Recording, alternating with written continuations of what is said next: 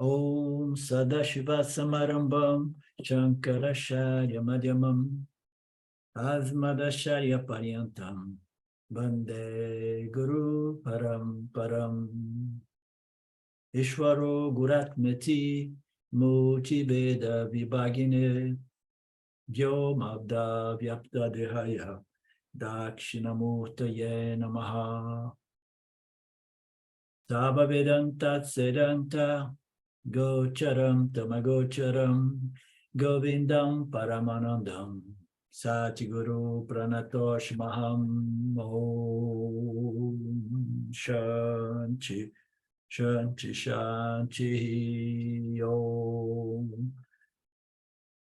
Okay, welcome. Mark may be experiencing some bad connection because he comes in and goes out. So we begin and we'll see. We have seen on Mandukya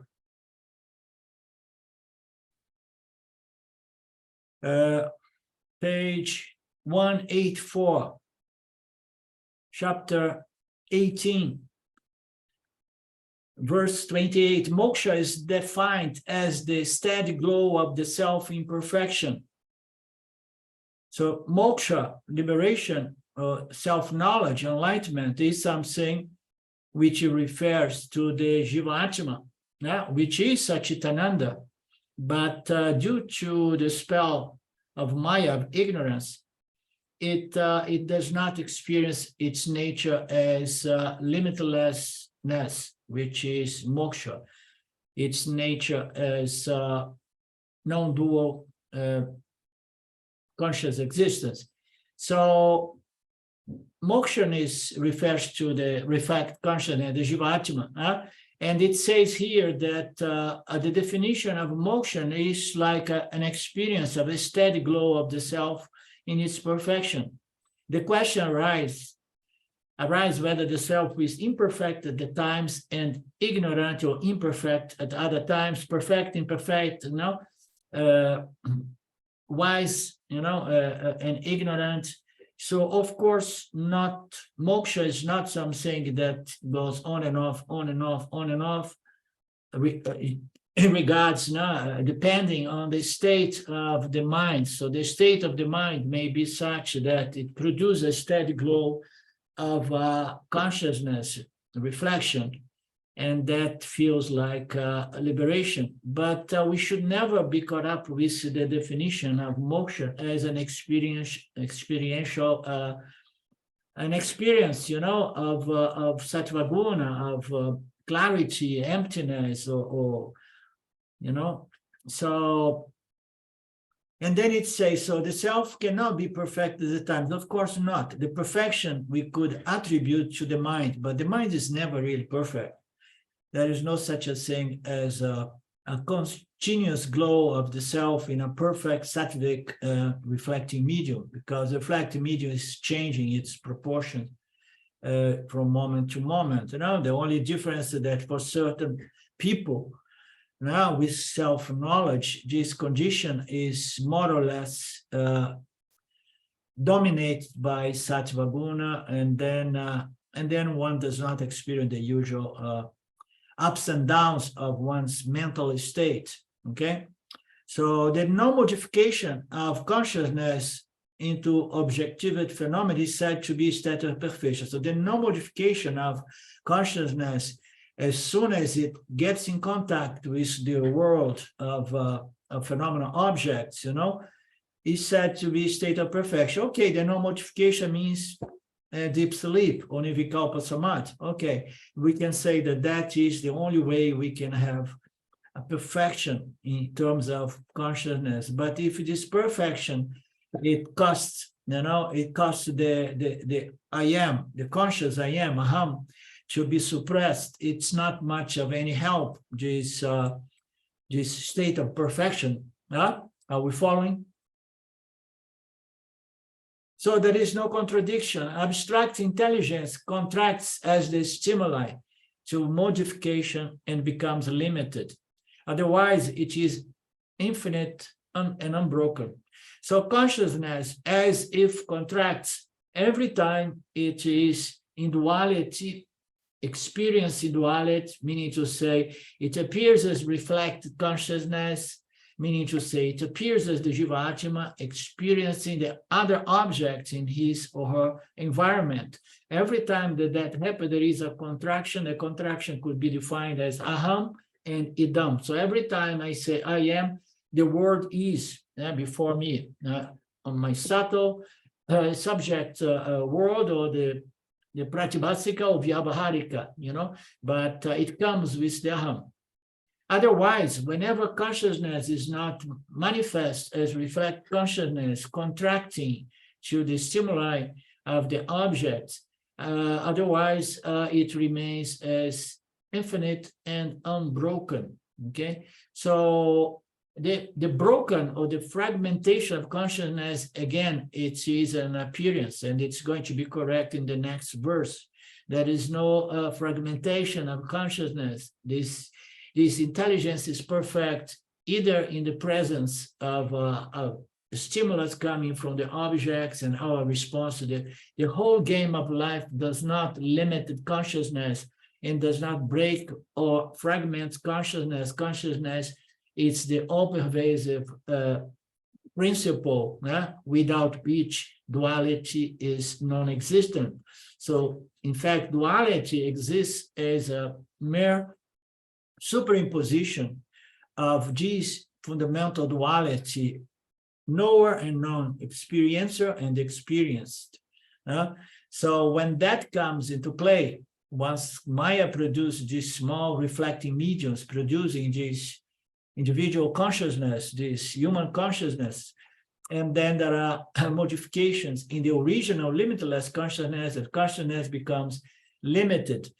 Apparent limited, but in reality, it's not limited, and it's not broken into pieces to become infinity numbers of small consciousness, like a lot of people in the New Age presents. Oh, consciousness, it extends itself, as a lot of small things, small consciousness, and then, so it's not really that way. So as we know, Jiva-Atma is integral part of Mitya, and it's almost as good as non-existent because it's not real. The only single real is the Atma of the Jiva. Jiva-Atma as an overall body-mind complex is not real, but the Atma of the Jiva is the only reality. And that's why Jiva-Atma has the potential to be free from samsara by recognizing its true nature as Atma, the self. If you mean to suggest that such intelligence, consciousness, can be broken up into segments by time and events, tell me whether the disintegrating, the breaking apart influence are within the self or without the self. So if we say that consciousness can be broken and fragmented, okay, every time thought comes, consciousness has to leave space for the thoughts. Every time the world appears, consciousness has to make room to the world.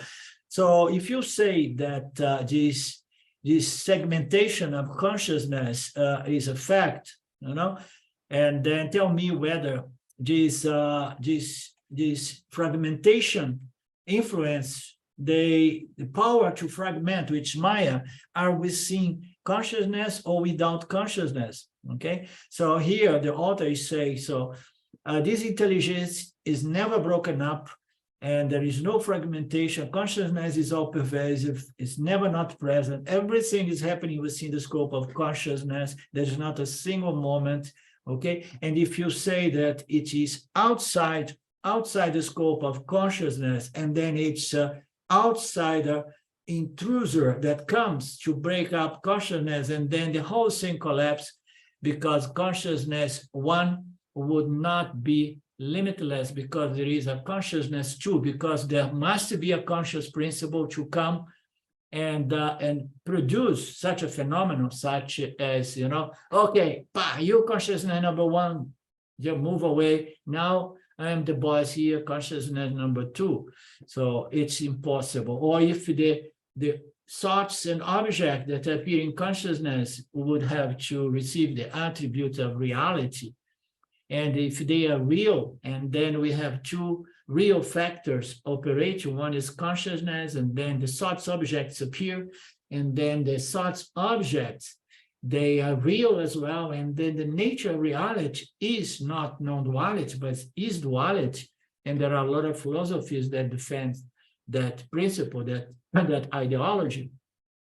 And then we have two principles, and then wherever there are two, there is change, there is modification, because everything is impacting everything else. If we have more than one conscious existence, and then we will never have a state factor principle unchanging, not doing anything, which is the witnessing, knowing consciousness that is the knower of the phenomenon object. If consciousness is one among many other factors, and then everything is subject to change. And if we don't have a principle, a factor that is unchanged, the changing world can never be cognized and known. You understand? We need to have a principle that is a karta and a vikaraha, not changing at all, so that we can see the changing phenomenal world. Okay, so everything is within consciousness,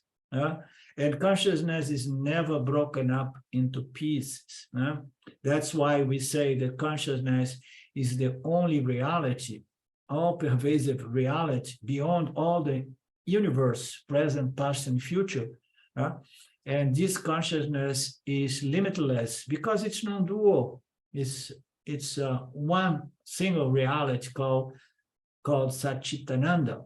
If beyond consciousness, they cannot be proved to exist, if within consciousness pervades them and it's not divided. So what I was telling, if beyond consciousness, they cannot be proved to exist, there is nothing beyond consciousness, how can there be something beyond consciousness? Okay, so there are things beyond the mind, but once you recognize that the mind fundamentally is consciousness, like the body, like everything is consciousness, and then you understand that there is nothing outside of the scope of I, the self. So if beyond consciousness, there is nothing that can be proved to exist, because the existence of everything relies or depends on consciousness to say, so these and these and these and that do exist. I am conscious of existence of these and these and these and that. If we think consciousness pervade then, and therefore it's not divided. So we cannot prove the existence of anything outside consciousness, as we have established several times in the light of the teachings.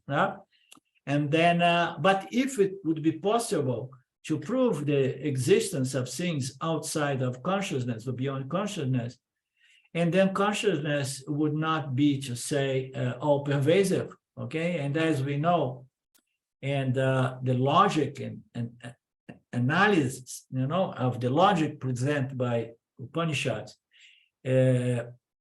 established for any intelligent person that consciousness is all pervasive. That's why it's said to be non-dual. It pervades everything. It is the knowingness that knows and provides Maya with the power of superimpose the phenomenal world of objects. The breaking up at intervals of consciousness as seen in the world is perceived by consciousness as events. Events are the broken fragments of experience. And time is that which is going to fragment, okay, things into events and periods of experience of those events, both of which are pervaded by consciousness, of course. So if we project, if we imagine, if we hallucinate that consciousness is sometimes in, sometimes out, at the when the objects appear and then consciousness is fragmented, it means to say there are intervals in which consciousness is not there. Yeah?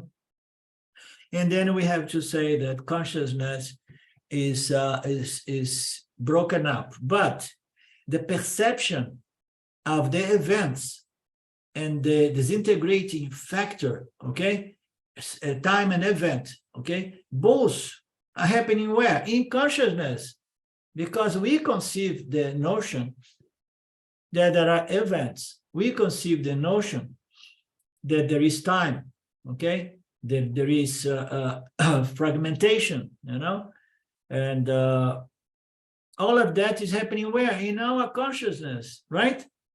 It's everything. There is no way. Nothing can escape existence. We have to remember that consciousness is synonymous of existence. Nothing can escape existence, and existence is of the nature of non-duality. Nothing can escape consciousness, okay? Nothing can escape Brahman. Nothing escapes the self. So everything is happening within us as consciousness, both of which are pervaded by consciousness. How I know it's pervaded by consciousness? Because I'm conscious of the notion of time, events, and fragmentation of consciousness, which are notions, you know, but most of human notions are not good knowledge. See? Most of our knowledge is not good knowledge, but it's happening within knowledge itself, consciousness. You know, everything is happening in consciousness, knowledge and ignorance. Okay, so it's all happening in consciousness, and we know both. And wisdom is also the realization that nearly everything we know is not really truth, because the more we know, the more we realize in terms of phenomenon object that is not really that, you know, it's subject to revision and error and so on. Both of which are pervaded by consciousness. The consciousness is itself the time and events. So time and events and people and circumstance and everything is just an appearance in consciousness and must be resolved into consciousness so that we can come down to the true nature of reality. Now, we want to know the true nature of reality because there is only one nature of reality, which is the nature of everything. If we discover the nature of reality, the true nature of the universe, we cannot exclude ourselves from the universe, and then we are discovering our true nature, okay? So we can go and search the true nature of the I, or we can search the true nature of the cosmos.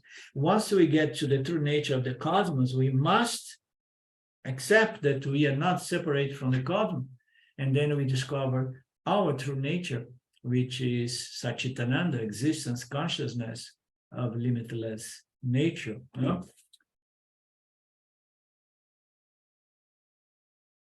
Time being not pervaded by consciousness. If time is not pervaded by consciousness, how the intervals could be known?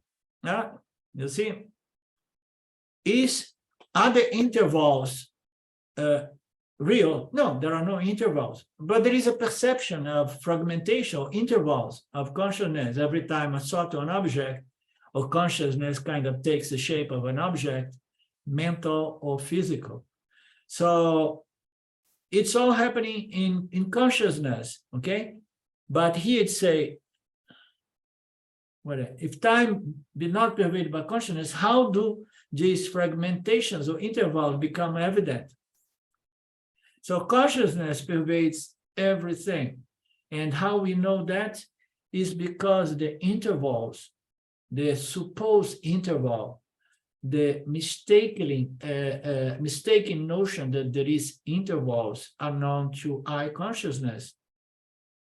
So we need to understand more clearly that human consciousness is cosmic consciousness.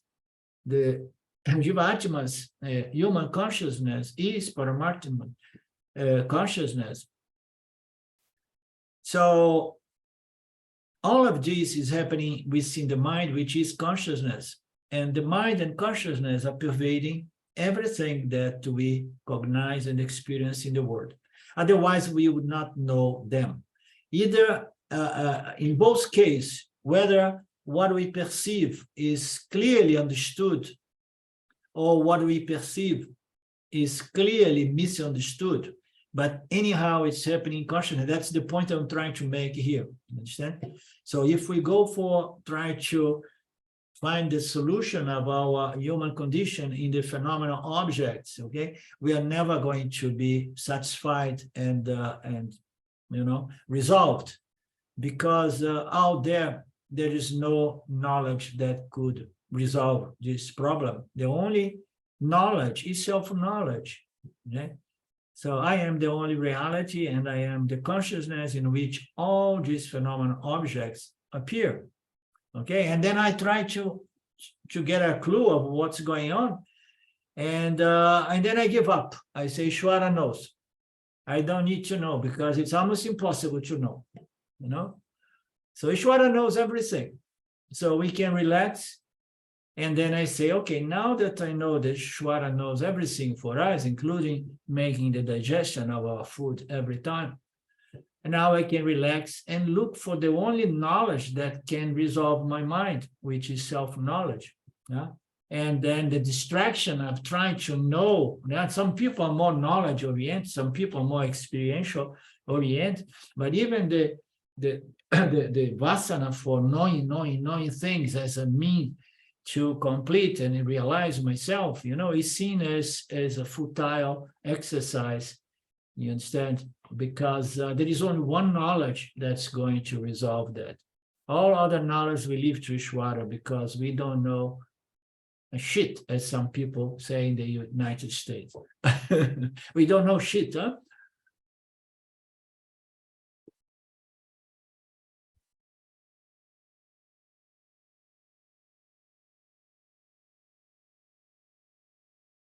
Okay.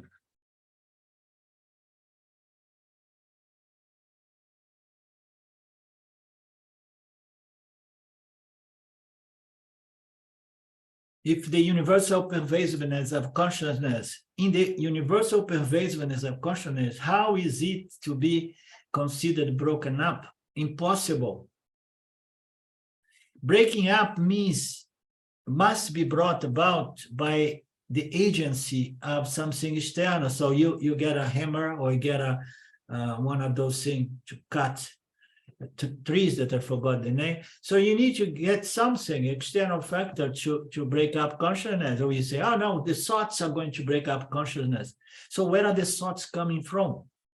Okay, where are the thoughts? If the thoughts are going to break up consciousness, where do they come from? They must come from an external agency.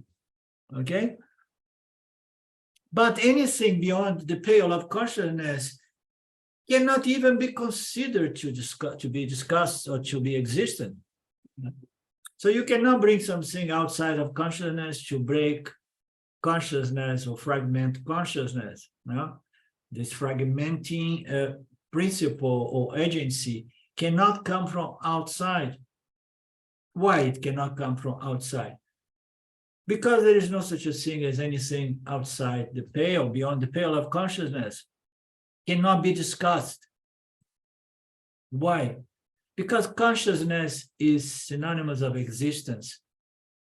And existence is that Sat, reality, aspect of Brahman that concedes existence to the entire phenomenal world of objects. So anything that is an object known to me is a byproduct of Maya. Okay, and the existence of these conceptual objects, they depend on consciousness. They depend on Sat, Satchit, conscious existence. So existence is considered existence to all these conceptual objects. So there is no agent that can come and break consciousness into pieces, because it would have to come from outside the scope of consciousness. And there isn't anything beyond the scope of conscious existence.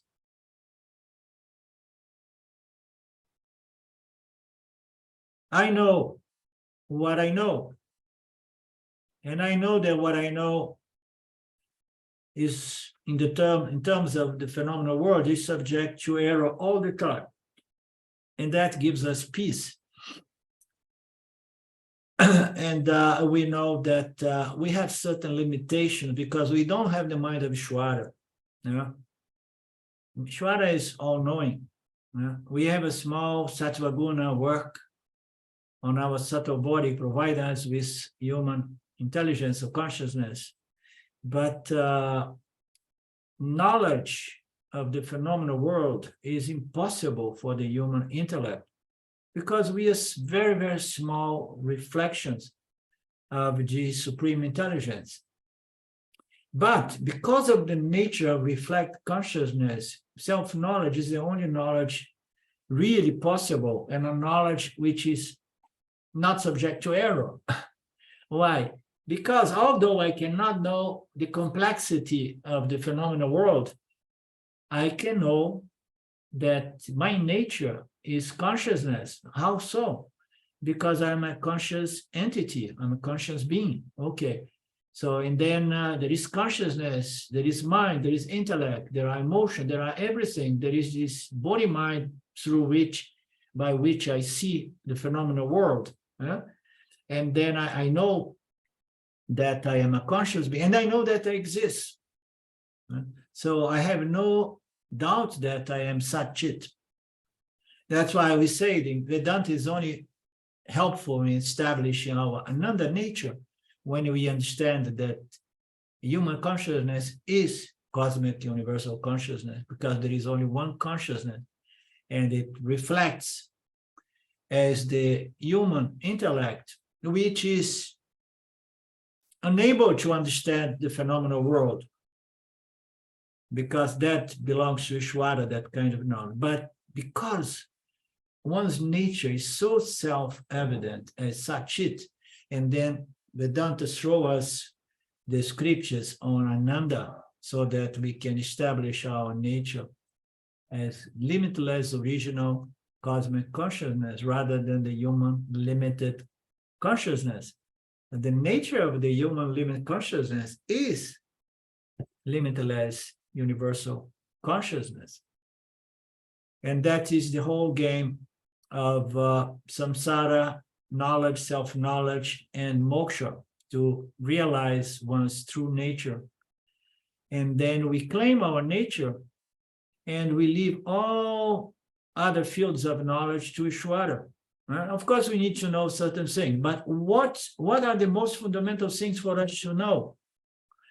It's not really the phenomenal world, it's the laws and principles by which this phenomenal world is structured, Dharma. This is what we need to keep our focus, So as spiritual, religious people, we need to observe Dharma and then harmonize our thoughts and feelings and words and deeds with these principles and laws which structure, so that we don't go into again and again conflict with the field, with the Dharma field, with Ishvara, so that my mind can be more and more clear and steady and pure, so that I can do this recognition, this inquiring and recognition of my nature as universal cosmic original consciousness, Ananda, one without a second, because there is only one consciousness.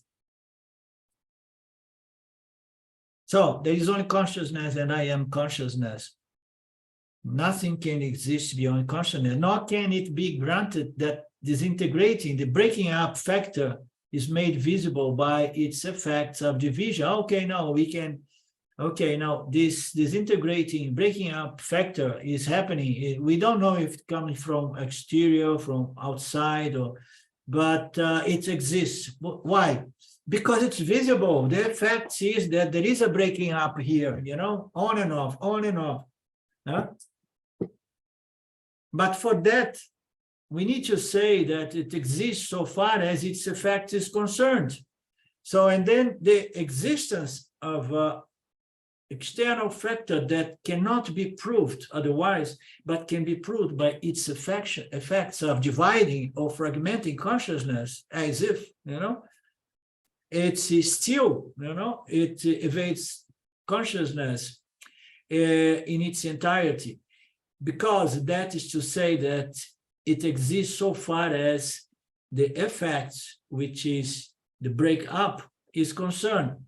And then this other principle does not exist when there is no thought or no breaking up, which is absurd. If something is real, if something exists, it should not exist like on and off. The very meaning of reality is that which is not subject to on and off, but it's always ever on or beyond on and off. It's the light in which on and off is known and experienced.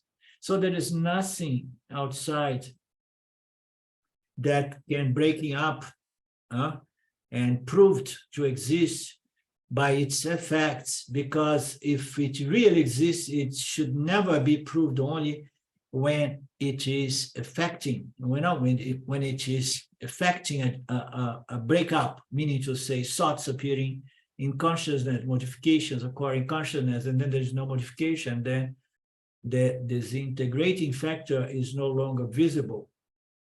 This is all absurdities. Therefore, even the concept, any times you want to stop me, interact, those are very profound passages of the text. And I suggest that you either interrupt me here, or you watch it later on again and take notes, and then we discuss it at the beginning of our next class, to clarify any possible doubts.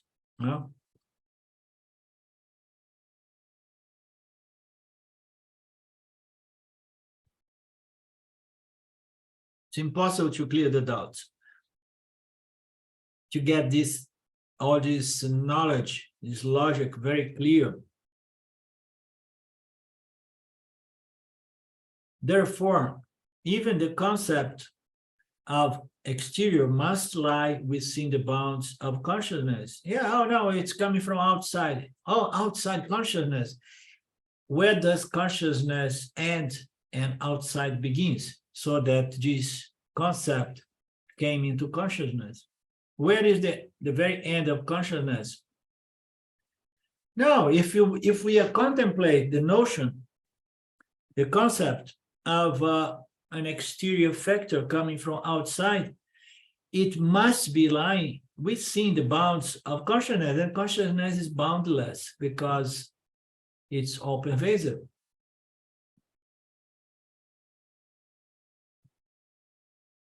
Avyakta in sleep or exterior is the scheme of creation. Similarly, all that's known and knowable must also lie within creation. This scheme, it's a trick of creation. Is that what it means? The notion of exterior, that I think it's being presented as the word avyakta.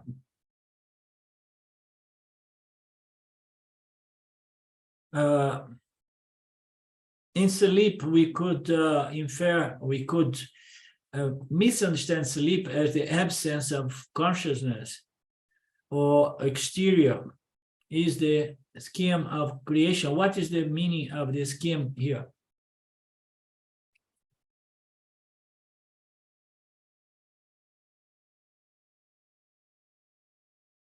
Lynn, I need you. You have to fix your audio, please, your mic.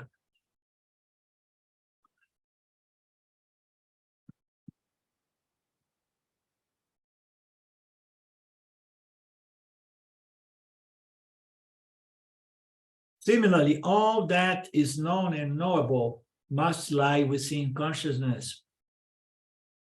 And even the concept of a factor that comes from outside of consciousness.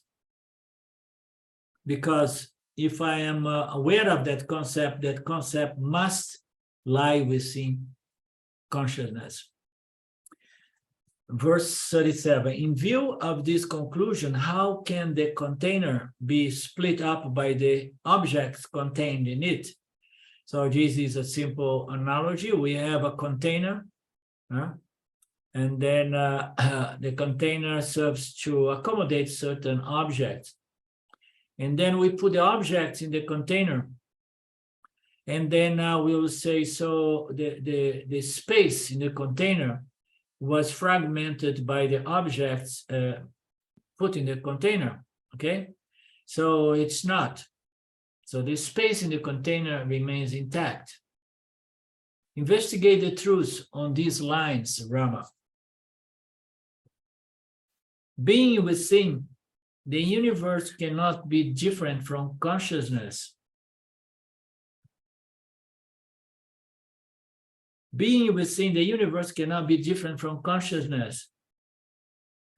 For you know that two things cannot coexist within the same limits. Beautiful.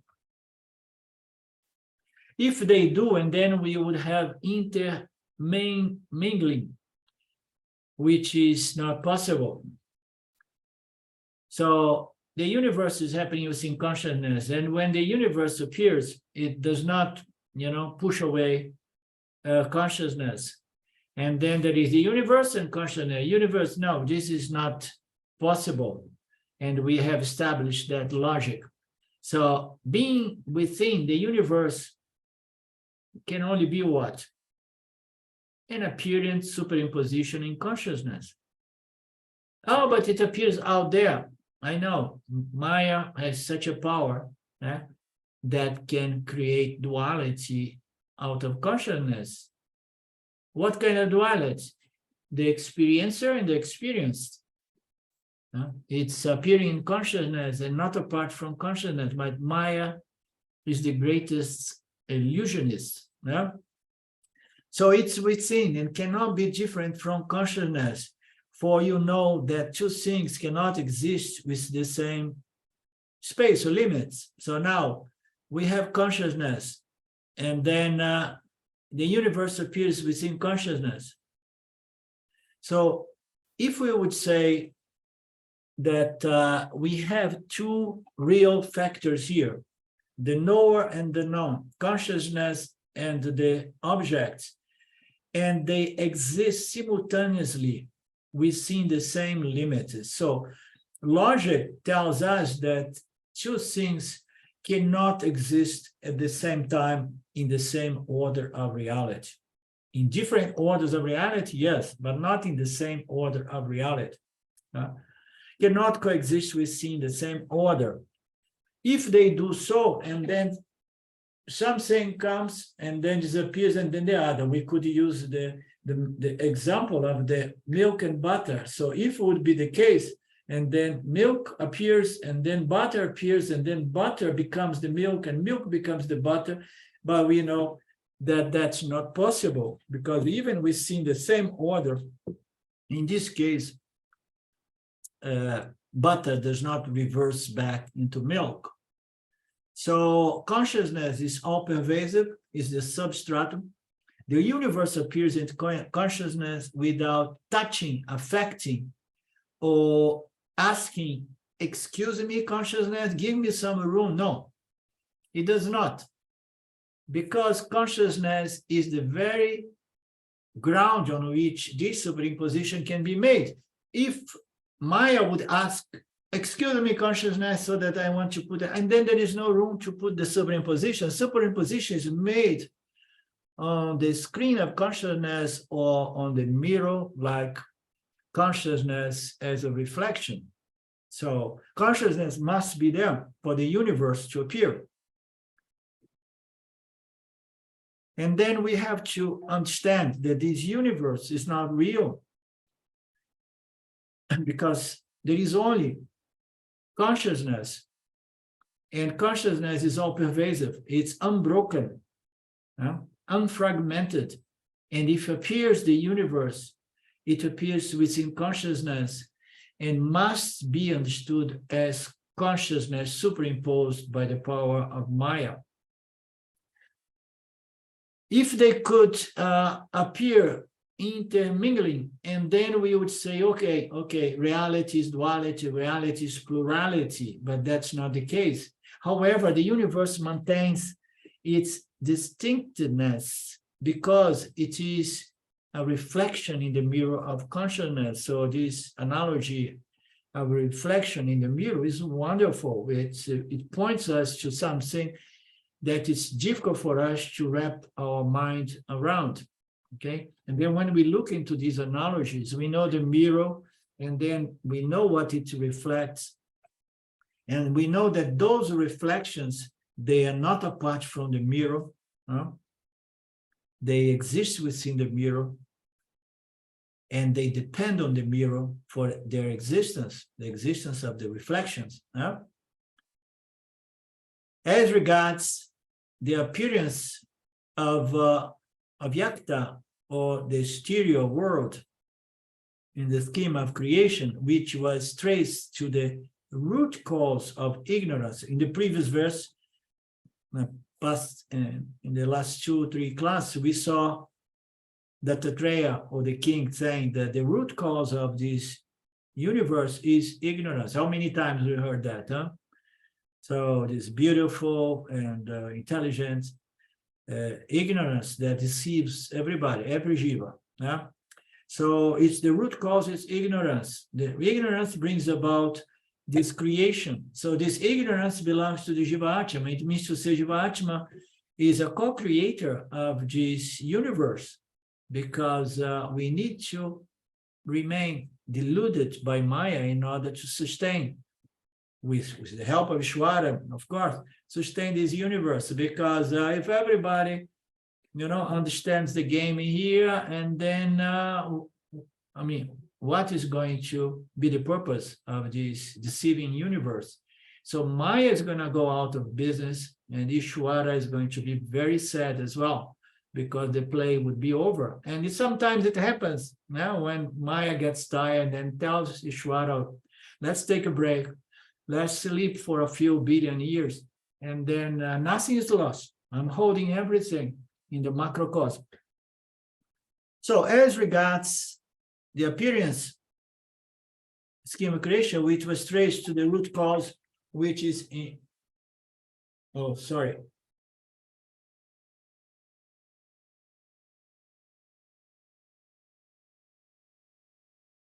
I thought I had it on airplane mode. Usually only Sylvia calls me. Strange that somebody else called me.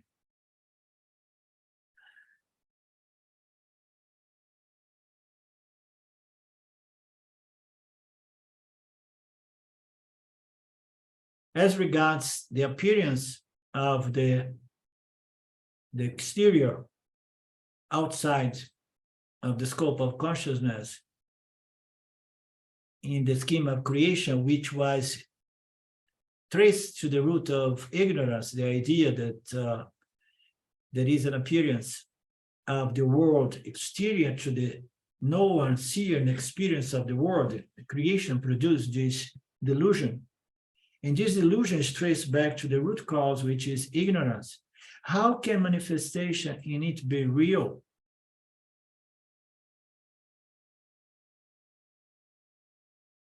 So the exterior world and all the Namarupas cannot be real, because this is just a superimposition of names, colors, and forms to that which is pure clay or pure gold, pure consciousness. And then this superimposition, which depends on the participation of Jiva Atma, attributing value so that Ishvara is pleased to keep sending those things to us, and defining properties and developing likes and dislikes for all these configurations of Maya. So all of this is maintained by Jiva Atma's desire for having the likes and dislikes met. This is ignorance. We are just seeing the mirage and we are taking it to be real. And this is unreal. We need to trace it back to ignorance to understand it. And there are stages and that by which we can trace it back to ignorance on our human experience, beginning from the fact that everything we see is fundamentally value neutral. We project value in this world of objects. And then we have to understand as well our sense of identity. We define ourselves as the body. And then on further investigation, we discover that we are not the body. And then we say, okay, I'm the mind. And then we have the Upanishads challenging that, until we understand that the true nature of the ego, the I, is not really the mind, but it's something which is the very source of this phenomenal world. And that can be done with the help of these teachings. So, and then we come to the conclusion that none of this is real. None of these manifestations is real. And then what's reality? If none of this is real, really real, so what is reality? And then Vedanta comes to us. I have a friend that sometimes we still talk about that. He's looking for reality in the mystical, phenomenal, scientific, and the new age concepts and everything out there. And then you turn to people and say, you are the only reality. They think that we are oversimplifying things. You understand? Oh man, this is not sophisticated enough. I heard that, you were the only one. But what is this? Oh, what do you mean by that? I said, oh, this is a long conversation that may take many hours and maybe some life, more and more births and rebirths, for someone to understand that you are the only reality. So this manifestation is not real, it's a reflection that occurs within consciousness, and I am this consciousness. And the body-mind that I'm using as an instrument of experience is also a reflection within consciousness, and I am this consciousness. So once this body-mind breaks and dies, and then I am that consciousness deprived of this body-mind instrument of knowledge and experience, but I'm satisfied. I don't want another instrument. Please, Ishwara. Okay, that's enough. I'm done. No, I think you still have some desire for more experience. Yeah, I say, so be it, Ishwara. Okay, you know better than me. I may be trying to deny some hidden desires and fears that is still alive. So we leave it all to Ishwara. As regards this is unreal, their reality must be associated with the fact of their being, of the nature of consciousness. The reality of everything, including our body-mind, is consciousness. We must resolve the body-mind into consciousness. Consciousness is our only reality. And if we don't claim, and I am that consciousness, we would be at lost. Okay? Must be claimed. Their reality must be associated with the fact of their being, of the nature of consciousness. And I am an integral part of this universe. Therefore, I am of the nature limitless consciousness, the only self there is. It's therefore proper to conclude that the self is alone and single, and there is nothing beyond.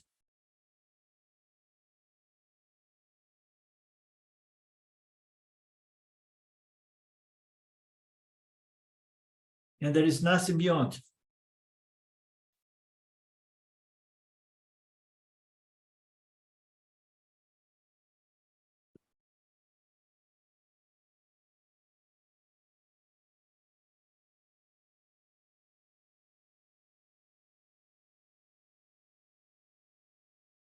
When Dattatreya had finished, Parasurama asked further, "Oh Lord, I find it difficult to follow your reasoning when you say that consciousness, being non-dual, only one, yet manifests as diverse objects of creation.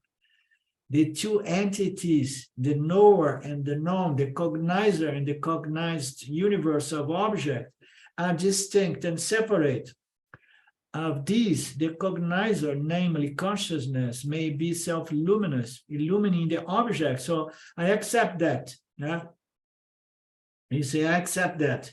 So there are two principles, the cognizer entity and the cognized object. Of the two, one is self-conscious and the other is inert.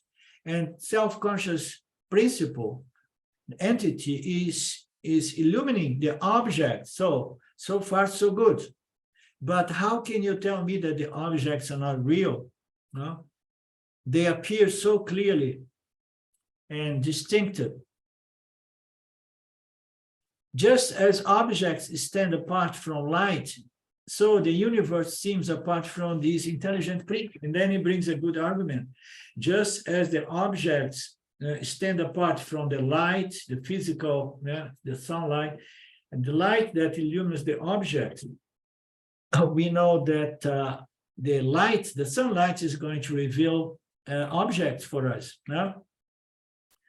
It illumines and reveals the object. But this light is an independent principle, which somehow permeates the objects and reflects upon the objects to make them visible to us.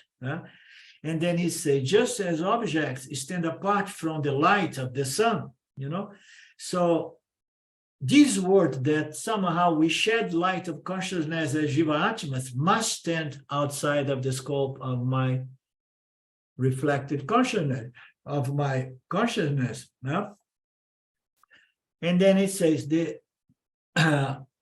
of these, the cognizer, namely consciousness, may be self-luminous. Just as objects stand apart from the light, so the universe of objects seems to be apart from the conscious intelligent principle. So the cognizer exists and the objects exist. Don't try to resolve the objects into the mind or consciousness as consciousness, because likewise, the sunlight reveals the objects, and the objects do not disappear in the light. They are not resolved in the light. In that analogy, it's not. It can never be resolved in the light. It can only be resolved within the logic presented by Vedanta. Everything, every object, including our body-mind, is resolved in consciousness, and this is the deal here. Unless we resolve what we are in consciousness as consciousness, reality will be appearing as duality for all of us. Experience does not reveal the identity of the two. Furthermore, you are confirming the statement of Janaka in regards to Samadhi.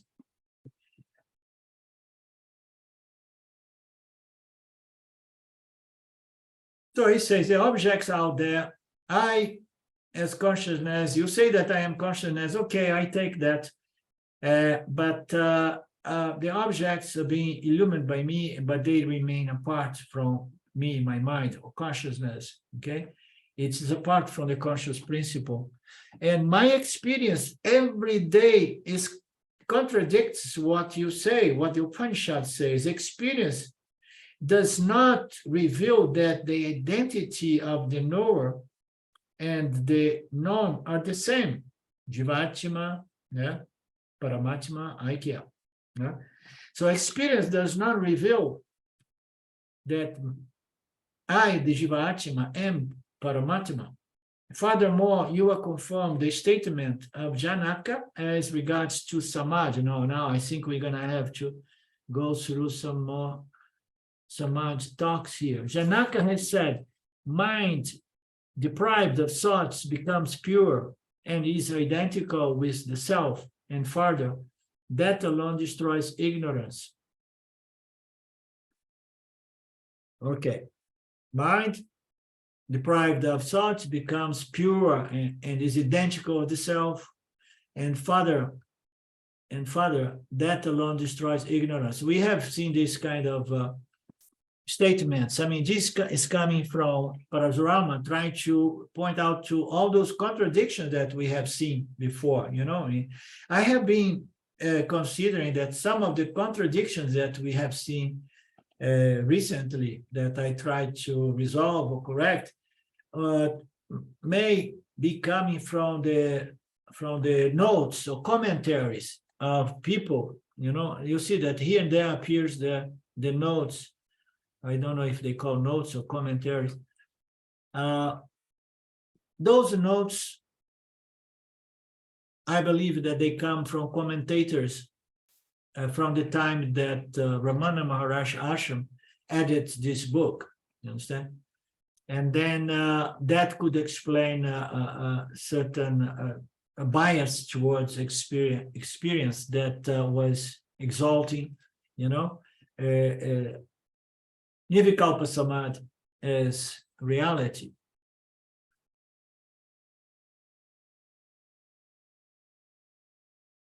What is the verse I am? Okay. 47. Yeah. Janaka has said, mind deprived of thoughts becomes, and he's pointing out that, you know, if mind, without the universe, the thoughts about the universe are pure, and only then we can say it is identical to the self.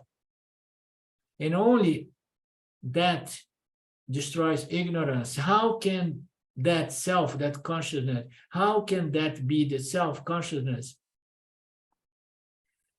The mind cannot be the self, because the mind very rarely is free from thoughts, becomes pure and identical itself. How can that be the self? Mind is an instrument, a faculty with which the self functions, and the mind is changing its faculties, its status, abilities. So it cannot be the self. So the whole idea that the mind needs to be resolved in the self as the self makes no sense, because we have established before that Nirvikalpa Samadhi, in which the mind disappears or is free from any sort, only that is the pure consciousness, not the mind which usually we experience. The self would be no better than insentience, but for the mind, which characterize it as different from the insentient world. The self would be no better than insentient, but for the mind. So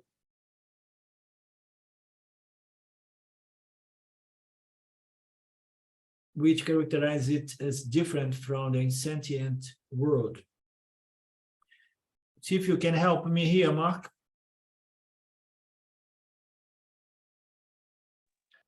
Parasurama is still arguing. He's still continuing his same argument, I believe. Okay, the self would be no better than insentient, but for the mind. The mind is what presents a sentience aspect to the self, it's saying. Without the mind, there will be not, which characterize it as different from the insentient world. So I understood. It's saying that the self would not be consciousness if it was not for the mind. The mind is what, through its human sentience, experiencing all the world, and which characterize it as different. So what distinguishes the mind from the world is the insentience of the mind. So further, so therefore, the mind is different from the world. So yes, the mind is different from the world. Okay, characterize it's different from the world. The world is inert, and the mind is sentient. So how can you resolve the world into the mind if one aspect is inert, insentient, and the other is sentient? the self is sentient, and we have the mind enjoy, blessed by sentience, which originally comes from the self, which is the knowingness aspect of Brahman. And we get that from the minds. The mind, we need to be thankful to the mind. The mind allows us to be sentient beings, yeah? And the world is inert, yeah, a good part of it. So which characterizes the difference between the mind and the world. Now, how can you say that it's all the same? The sentient world is there, and it's real, and it's not identical to the mind, which is said to be the self or consciousness. That's the point he's trying to make. Further, even the scriptures admit that liberation and bondage are only attitudes or notions of the mind, according as it's modified, unmodified, or modified, respectively. So scriptures also admit that liberation and bondage are just notions or attitudes, mental attitudes, depend on the level of thoughts, as it is unmodified and modified respect. Here it puts like says that liberation is a mental aspect or attitude of the mind, according to nirvikalpa or savikalpa. If it's nirvikalpa, the mind is unmodified. If it's savikalpa, the mind is modified. And then modified, one would be in bondage. Unmodified nirvikalpa samadhi, it would be free. So he is again going back to the concepts of nirvikalpa samadhi as the solution to prove, to point out to some things that did not become clear to him, I believe. How can the mind be the self as well as its faculty, and as well its faculty? So the mind is an instrument of the self. So the self experiences the world through the mind.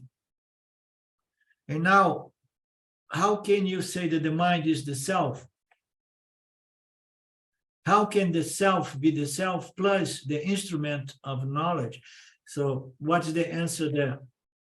The self is not the mind, is not the world, but the world and the mind are the self. Fundamentally, they are superimposition on the self. They get their existence from the self, and they hold their existence by the self.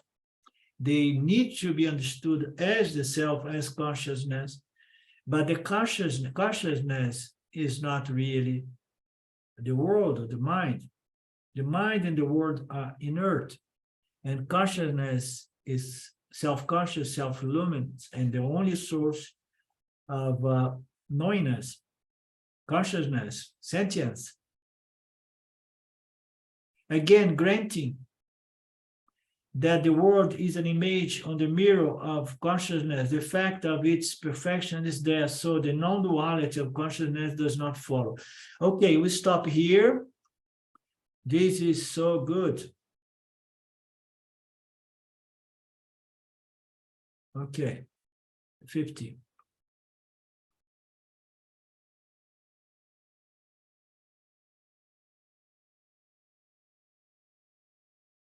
And we begin next week, next Thursday, from the verse 50. Okay. All is good there, Philip? Anything from you, Mark? I'm not going to talk to Lynn anymore. No, not really. He's coming up with good arguments, though, some good counter arguments. Okay. So, yeah, it's all very good stuff. Thank you. We're going to have fun. Om Purnamada Purnamidam Purnamudachyate Purnasya Purnamadaya Purnameva Vashishate. Om Shanti Shanti Shanti. Namaste. Thank you, Lord. Thank you, my good friends. We meet again soon, Ishwara willing. Thank you, Philip. Bye. Okay, thank you, Islander. Bye now. Thank you.